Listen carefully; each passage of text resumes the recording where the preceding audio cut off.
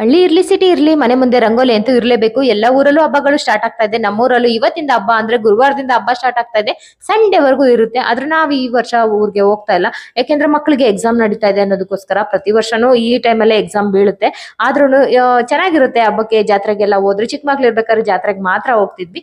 ಇವತ್ತು ನಾನು ಬ್ರೇಕ್ಫಾಸ್ಟ್ಗೆ ಅಂತ ಅನ್ಬಿಟ್ಟು ಇದನ್ನ ಮಾಡ್ಕೊಂಡಿದ್ದೆ. ಸಖತ್ ಇಷ್ಟ ಆಗುತ್ತೆ, ಮನೇಲೂ ಇಷ್ಟ ಆಗುತ್ತೆ. ಅದ್ರ ಜೊತೆಗೆ ಮನೆ ಕ್ಲೀನಿಂಗ್ ಅಂತೂ ಮಾಡ್ಲೇಬೇಕಲ್ವಾ ಅಂತ ಅನ್ಬಿಟ್ಟು ಇವತ್ತು ಗುರುವಾರ ಆಗಿರೋದ್ರಿಂದ ಎಲ್ಲ ಪೂಜೆ ಸಾಮಾನೆಲ್ಲ ತೊಳೆದು ಎಲ್ಲಾನು ಕೂಡ ರೆಡಿ ಮಾಡಿ ಮಾಡ್ಕೊಂಡಿದ್ದೆ. ಅದನ್ನ ಪೂರ್ತಿ ವಿಡಿಯೋನ ಯೂಟ್ಯೂಬ್ ಅಲ್ಲಿ ನಾಳೆ ಅಥವಾ ನಾಡ್ದು ಹಾಕೊಳ್ತೀನಿ. ಮಕ್ಳು ಕೂಡ ಹೆಲ್ಪ್ ಮಾಡ್ತಾ ಇದಾರೆ. ಅವ್ರಿಗೆ ಮೂಡ್ ಇತ್ತು ಅಂತಂದ್ರೆ ಈ ತರ ಹೆಲ್ಪ್ ಮಾಡ್ತಾರೆ. ಆದ್ರೆ ಇಲ್ಲ ಅಂತಂದ್ರೆ ನಾನು ಒಬ್ಳೇನೆ ಮಾಡ್ಕೊಳ್ಬೇಕು. ಇವಾಗ ಅಡ್ಗೆ ಮಾಡ್ತಾ ಇದೀನಿ ಮಧ್ಯಾಹ್ನಕ್ಕೆ ಅಂತ ಅನ್ಬಿಟ್ಟು. ಅನ್ನ ಸಾಂಬಾರು ಪಲ್ಯ ಎಲ್ಲಾನು ಕೂಡ ಮಾಡ್ಕೊಂಡಿದ್ದೆ. ಸಖತ್ತಾಗಿರುತ್ತೆ ಊರ್ಗಳ ಕಡೆ ಎಲ್ಲ ಬಿಸಿಲಲ್ಲಿ ಜಾತ್ರೆ ಅದು ಇದು ಅಂತ ಹೋದ್ರೆ.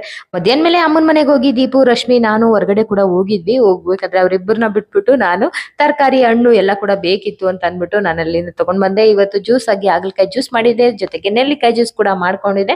ಇದನ್ನ ಪೂರ್ತಿ ವಿಡಿಯೋನ ನಾನು ನಿಧಾನಕ್ಕೆ ಎಡಿಟ್ ಮಾಡಿ ಹಾಕ್ತೀನಿ. ಇವತ್ತಿನ ವಿಡಿಯೋ ಇಷ್ಟೇನೆ. Thank you for watching. Thank you.